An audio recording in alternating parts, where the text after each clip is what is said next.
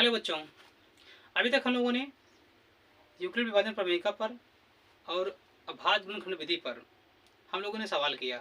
अब मैं आपको बता दूं, हम लोग अभाज्य गुणनखंड विधि कहें या अंकगणित के आधारभूत प्रमेय, इसके सहारे से हम लोग लसा और मैसा निकालेंगे। ठीक है, वैसे लसा और मैसा निकालने की कई विधियां पढ़ाता हूँ, लेकिन यहाँ फास्ट रिविजन की बात है तो मैं आपको केवल अभाज्य गुणनखंड विधि से बताऊंगा। ठीक है, मैंने कहा देखिए, हमें लस व मैस ज्ञात करना है।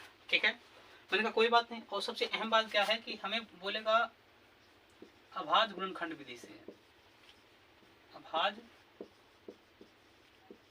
गुणनखंड विधि से, या आपको बोल सकता है अंकगणित के आधारभूत प्रमेय से। ठीक है, अगर इससे कहेगा या इससे कहेगा, आपको ऐसे ही करना है। ठीक है, बड़ा आसान होता है, आपको अभाज्य गुणनखंड करना खूब आता होगा। ठीक है, मैंने कहा मैं डायरेक्ट सवाल से करूंगा क्योंकि टाइम नहीं है, रिवीजन करना है मुझे। ठीक है, मैंने कहा मान ले हमें 64 और 64 व 128, 64 व 128 का मैस व लस अभाज्य गुणनखंड विधि से, अभाज्य गुणनखंड विधि से ज्ञात कीजिए। ठीक है, जैसा कि हम लोग वृक्ष विधि में बताए थे कि अभाज्य गुणनखंड कैसे निकालते हैं संख्याओं का, तो मैंने कहा कोई बात नहीं, हमारे पास ऐसे ही है। सर क्या निकालेंगे? अभाज्य गुणनखंड, तो 2 से काटेंगे। आई होप आपको ये सब काटना बिल्कुल आता होगा। काट लिया, तो मैंने कहा 64 के सामने हमें इसके अभाज्य गुणनखंड लिखने हैं, तो कितने हैं इन सबको लिख देना है। तो 2 6 टाइम है। ठीक है, मैंने कहा वैसे में किसको काटना है? वैसे में काटना है 128 को।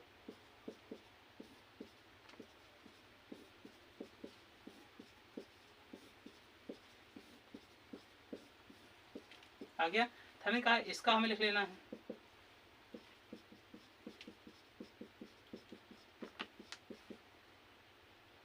ये हो गया हमारे पास। अब देखिए, अगर इन दोनों को डायरेक्ट अगर लसा मैसा निकालेंगे कोई बात नहीं। हमने कहा लसा जब निकालेंगे, पहले हम मैसा की बात कर लेते हैं। हम लोग पहले मैसा निकालेंगे, तो मैसा होता क्या है? जो दोनों में उभयनिष्ठ हो। जैसा कि हम अगर मैसा का फुल फॉर्म की बात करेंगे, महत्तम समापवर्तक, यानी जो बड़ा से बड़ा संख्या क्या हो सके, कॉमन हो सके। तो मैंने कहा देखो, इसमें से दोनों मिल रहा है ना। जितने पेयर बनते हैं दोनों संख्या में, 2 हो 3 हो, जितने संख्याएं हो, जितने पेयर बनते हैं उनको हमें लेके लिख लेना होता है। ओके, हमारे पास कितने हैं? 1 2 3 4 5 6, गुणा करें 2 3 4 4 2 8 8 2 16 16 2 32 32 दूना 64। तो हमारा मैसा कितना आ गया? 64 आ गया। अगर हमें लसा निकालना है कोई बात नहीं, पहला ऐसा क्या होता है, जो मिल रहा होता है उसको भी लिखते हैं, जो नहीं मिलता है उसको भी लिखते हैं। ठीक है, हमने कहा जो मिलने वाले हैं हमारे पास तो पूरा रहेगा ही। कौन मिल नहीं रहा है? 1, इसको भी ले लेंगे। तब गुणा करें कितना आएगा? 128।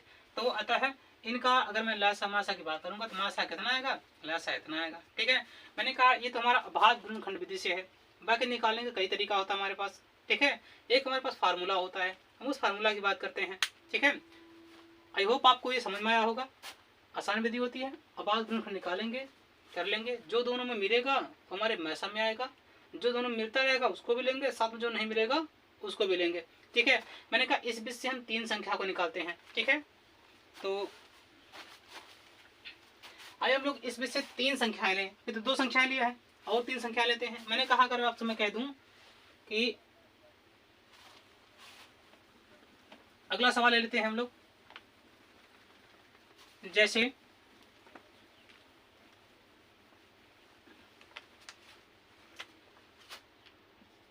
25, 125 और 625, इन तीनों संख्याओं का म स व ल स अभाज्य गुणनखंड विधि से ज्ञात कीजिए। सिंपली बड़ा आसान है, प्रत्येक संख्याओं के आप बारी बारी से उनका अभाज्य गुणनखंड निकाल लें। 5 से कटेगा, कर दिया। 25 था, 5 × 5 रख दिया, तो उसके नीचे किसको कर देना है, इसको कर देना है 125 का। 5 से काटेंगे तो हम इसको लिख देंगे। वैसे किसका निकाल लेंगे, वैसे 625 का निकाल लेंगे।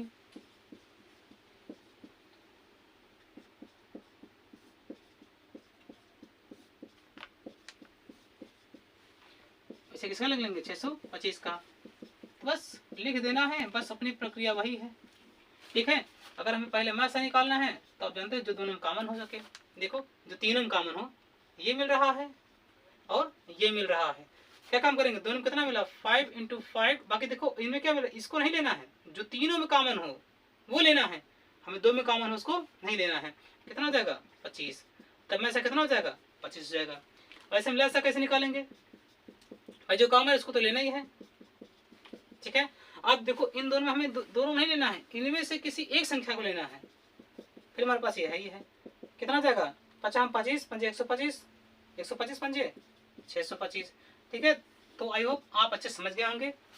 2 संख्या देगा, 3 संख्या देगा, जितनी भी संख्या देगा हम सबका अभाज्य गुणनखंड विधि या गणित के आधारभूत प्रमेय से हम लोग में से निकाल लेंगे। ठीक है, वैसे में से निकालने का और फार्मूला विधि है, तो हम आपको थोड़ा सा फार्मूला विधि सिखाते हैं। ठीक है, हम लोग और निकालते हैं में से निकालने की विधि।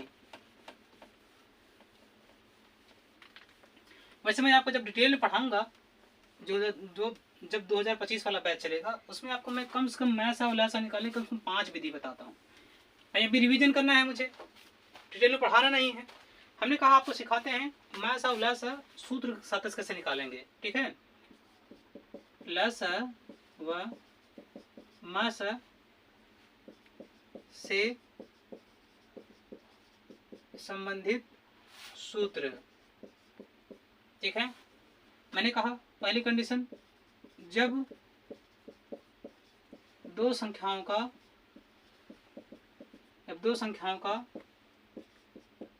लसा व मसा निकालना हो। कोई बात नहीं, हमने कहा उसके लिए सूत्र क्या है, उसके लिए सूत्र हमारे पास है दो संख्याओं का गुणनफल बराबर लसा गुणतम मासा। ये हमारे पास फार्मूला है। ठीक है, मैंने कहा हम मान लेते हैं 2 संख्याएं क्या हैं, ए व बी है।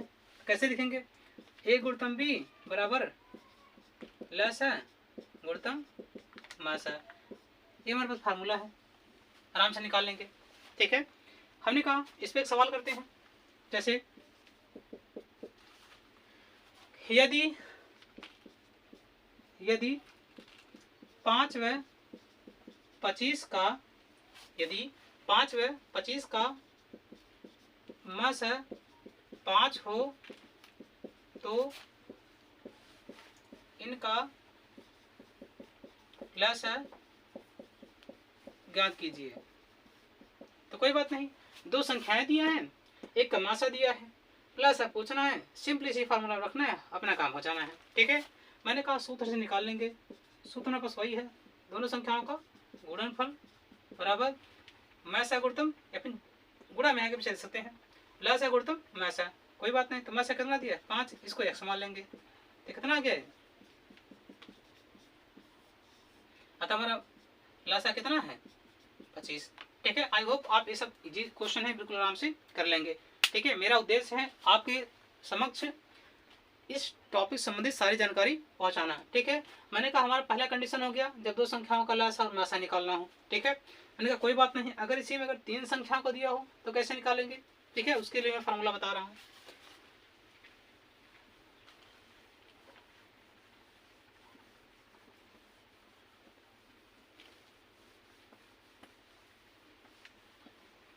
ठीक है, बाकी ये एग्जाम में आएगा नहीं, आप दिमाग रख लें बस हो गया।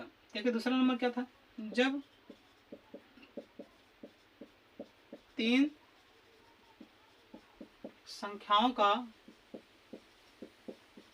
मासा व लसा ज्ञात करना हो। ठीक है, उसके लिए फॉर्मूला क्या है हमारे पास? उसके लिए फॉर्मूला है कि ए बी कामा सी का मासा बराबर तीनों संख्याओं का गुणनफल गुणतम, तीनों संख्याओं का गुणनफल गुणतम लसा किसका? ए बी और सी, तीनों का लसा निकालना है, अपान ए कामा बी का लसा गुणतम बी कामा सी का लसा गुणतम सी कामा ए का लसा। ये हमारे पास फार्मूला है, इसकी मदद से हम आराम से निकाल लेंगे। ठीक है, आई होप आप ये सब आराम से कर लोगे। ठीक, कोई दिक्कत नहीं है, आराम से कर लेंगे। अब देखो इस पे सवाल बनाना होगा, सवाल दिया रहेगा, आराम से आप कर लोगे। ठीक, इस पे हम आपको और सवाल करवाते हैं। ठीक है, इससे संबंधित सवाल कुछ और हम करवाते हैं। देखिए हम लोग उस पर आगे सवाल करवाते हैं।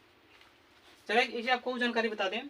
जैसे हम लोगों ने वही फार्मूला लिखा, मासा बराबर लसा पूरा पद लिखा था, वैसे आप सेम आप लसा का भी निकाल सकते हैं मासा के पदों में। ठीक है, मैंने कहा अगर आप डायरेक्ट अगर लसा निकालना होगा तो कैसे लिखेंगे भाई? लसा कैसे कि ए कामा बी कामा सी यानी सभी का लसा बराबर तीनों संख्याओं का गुणनफल, तीनों संख्याओं का गुणनफल, फिर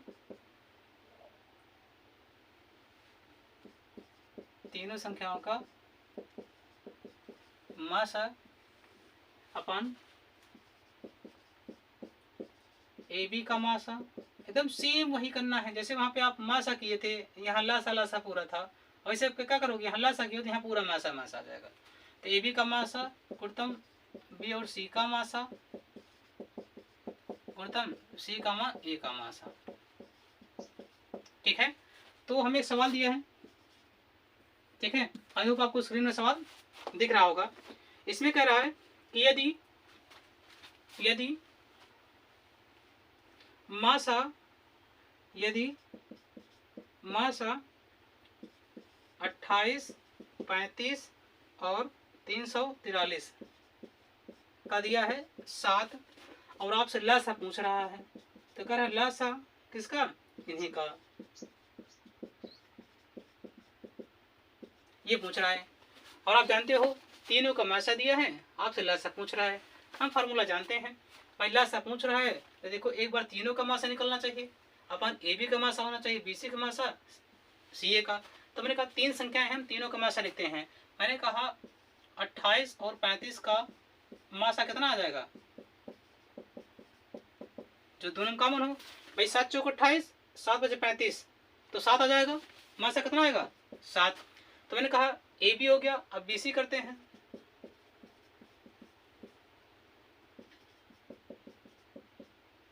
इनका ही मासा हमारे पास। ठीक है, मैंने कहा 5 से 7 से काटेंगे, 7 बजे 35, 7 चौक 28, 7 चौक 28। ठीक है, तो 7 नवाई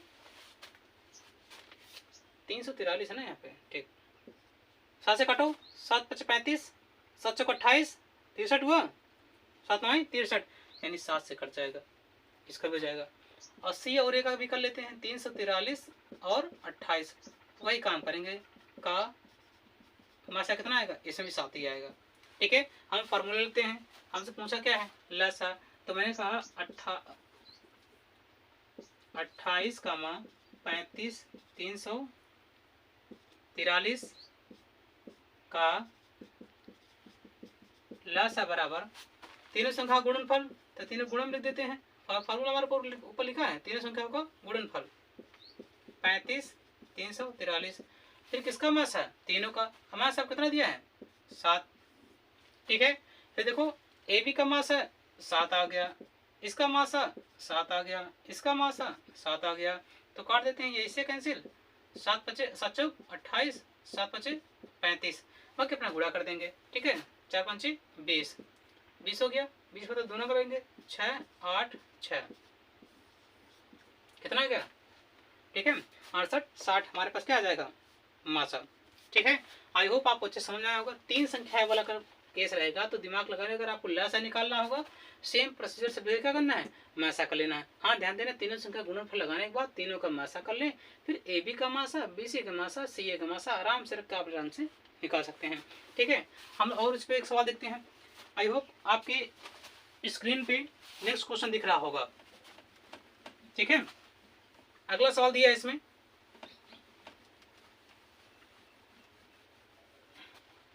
कह रहा है यदि दो संख्याओं ए व बी का मासा इतना है, वही दो संख्याएं हैं ए व बी का मासा कितना दिया है, मासा कह रहा है 12 है, और इन संख्याओं का गुणनफल कितना है, इन संख्याओं का गुणनफल दिया है 3600।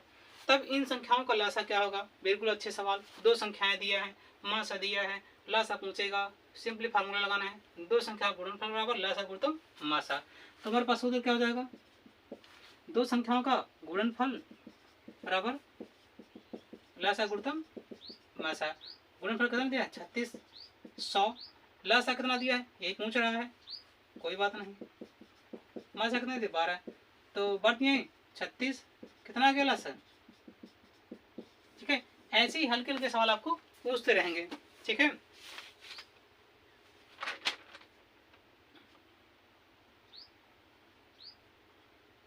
थोड़ा आप इस पे एक सवाल और देखें।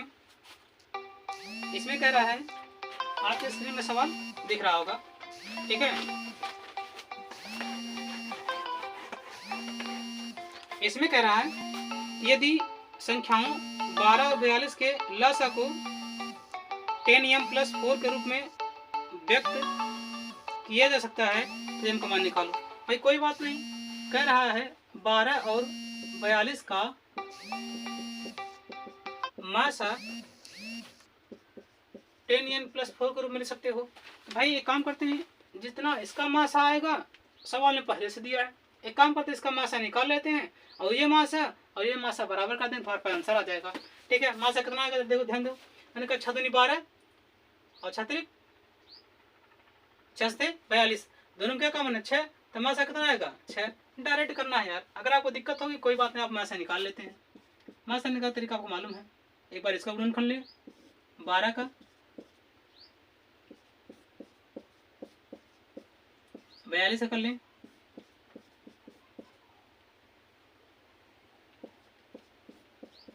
तो 12 लिख दें, 2 और 3, 42 लिख दें, 2 3 और 7। कोई बात नहीं, हमें मासा चाहिए तो मासा से मतलब है, हम मासा का दोनों मिल जाए, ये मिल रहा है और ये मिल रहा है, कितना हुआ 2 × 3 बराबर कितना 6, तो मासा कितना है 6, और यही मासा किसके बराबर है, इसके बराबर, तो भैया पशांतर कर दो, कितना आएगा 2, m तो कितना हो जाएगा, m बराबर हो जाएगा 2/1/5, m कितना आएगा 1/5। ठीक है,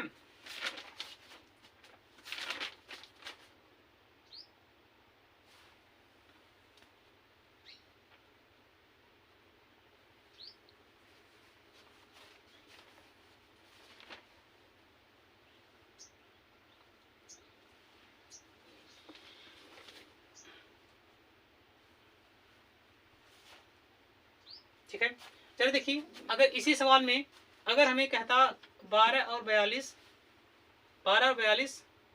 का लसा 10m+4 होता तो m का मान कितना आता, पहले लसा निकाल लेते। कैसे, डायरेक्ट सिखा रहा हूँ आपको लसा निकालने के तरीका भी है, डायरेक्ट निकालेंगे, 2 से काटे 2 से 12, 2 से काटे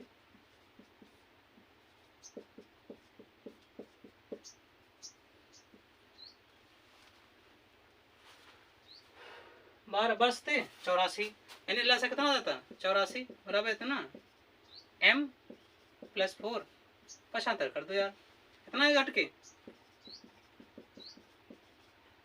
80, 10m, इसे कैंसिल, तो m कितना आ गया 8। ठीक है, चाहे मासा करके पूछे चाहे लासा करके पूछे, आप निकाल लोगे। ठीक है, एक सवाल लग रहा हो, देखिए इसमें कह रहा है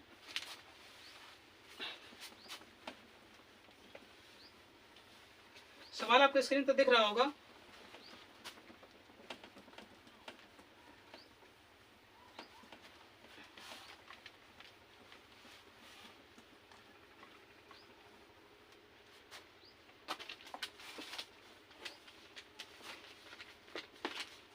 इसमें अगर यदि संख्याओं ठीक है, यदि संख्याओं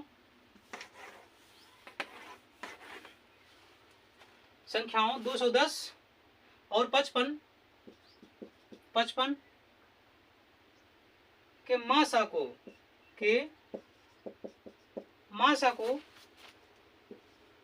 210 गुणित 5 माइनस 55x के रूप में व्यक्त किया जा सकता है, तो x का मान कितना होगा। अब कह रहे भैया वही कहानी है कि इसमें इसका मासा इसके बराबर है, ठीक है, हम दोनों का मासा निकाल लेते हैं और आपको मासा निकालने का तरीका बिल्कुल मालूम है, ठीक है। हमने कहा अगर इसमें मासा निकालेंगे, इसका निकाल लेंगे ऐसे, कितना है गुणनखंड काट लें,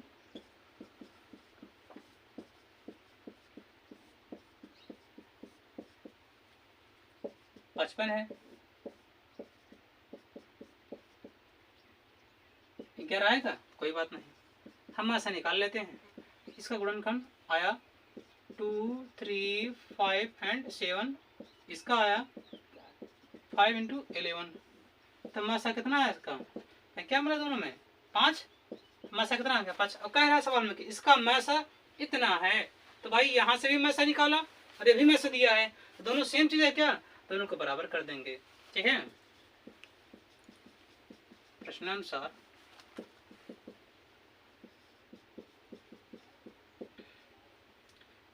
पचपन x, ठीक है। एक काम करते हैं, इसको धर ले लेते हैं, इसको धर ते प्लस हो जाएगा, गुणा कर दें,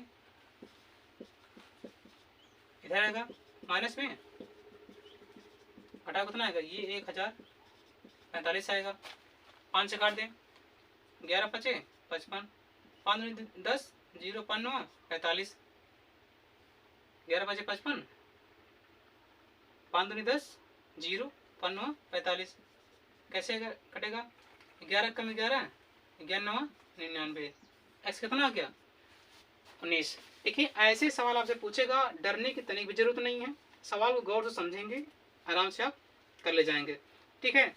एक सवाल देखिए, सवाल कुछ और हम करवाते हैं। देखिए हम लोग अगला सवाल देखते हैं। सवाल आपके स्क्रीन पर दिख रहा होगा।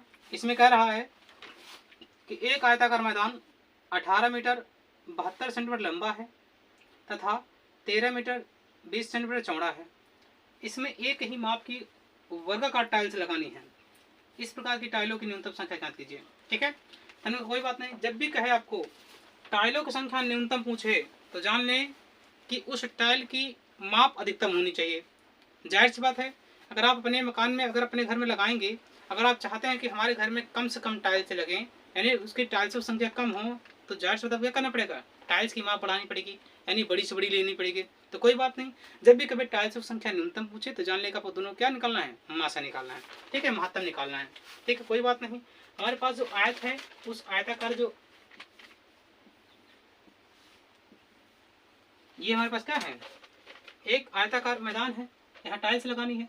इसकी लंबाई कितना दे दिया है, इसकी लंबाई दे दिया है 18 मीटर 72 सेंटीमीटर, ठीक है। एक काम करते हैं, सेंटीमीटर बना लें, 18 को कोई बात नहीं, 18 और 72 सेंटीमीटर, 18 को मीटर बना दो, सेंटीमीटर में 100 गुणा कर देंगे, 72 हो गया, कोई बात नहीं, 18 72 सेंटीमीटर।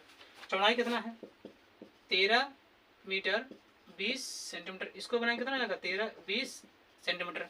अब भाई अभी इसमें हमें क्या करना है, अगर हमें दिमाग लगाना थोड़ा सा कि इसमें जो टाइल्स लगेगी, पहली बात उसकी हमें क्षेत्रफल निकालना है। क्षेत्रफल कब मिलेगा टाइल्स का, और टाइल्स कह रहा है कैसे टाइल्स है, वर्गाकार, ठीक है। तो हमें क्या निकालना, उस टाइल्स की हमें मैक्सिमम भुजा निकालनी है। तो कोई बात नहीं, दोनों का मासा ही उस टाइल्स की मैक्सिमम भुजा होगी। तो लिखेंगे टाइल्स की अधिकतम माप बराबर 18 72 व 13 20 का मैसा, ठीक है। अब इन दोनों का मासा निकालेंगे तो कोई बात नहीं, मासा आप निकाल लोगे। किस विधि से? भाग गुणनखंड विधि से। दो से काटो, 2 9 18, 2 3 6, 2 9 18, 2 3 6, 2 6 12, 2 4 8, 2 6 12, 2 8 16।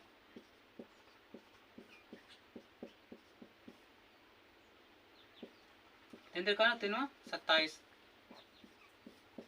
13 से काट लेंगे। ठीक है, हम साइड में मासा निकाल लेंगे। ठीक है, हमने कहा कोई बात नहीं, यहाँ दिख रहा है।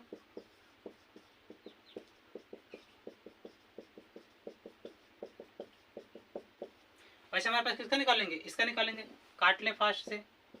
13 20, 2 6 12, 2 6 12, 2 3 6, 2 3 6, 2 1 2, 2 6 12, 2 1 2, 2 6 12, 2 5 10, 3 से काट दो, 3 5 15, 3 5 15।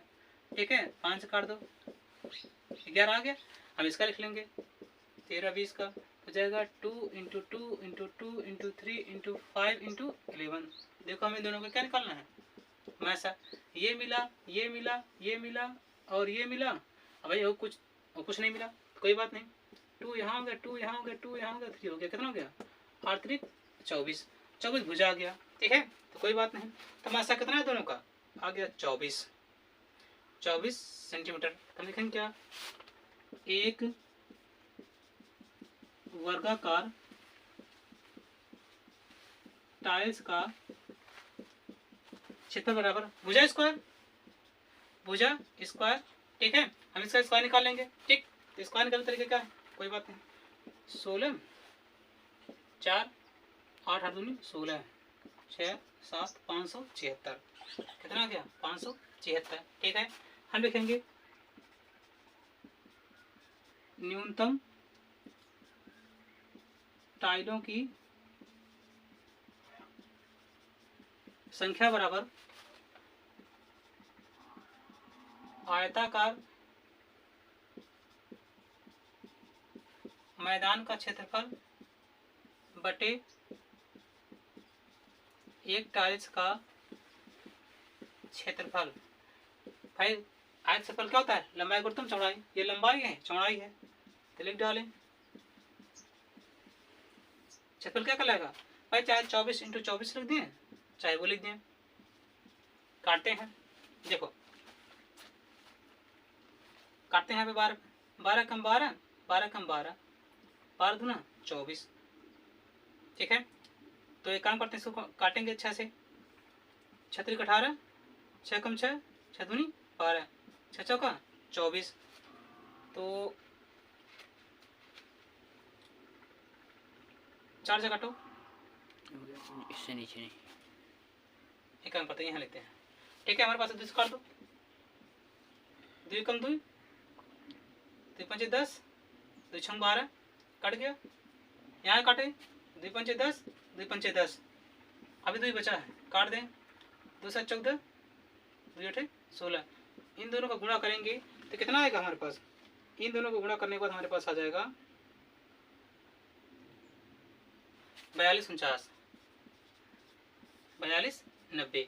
ठीक है, तो जो हमारी न्यूनतम टाइलों की संख्या होंगी वो कितना आएंगी? 42 90 टाइल्स होंगी।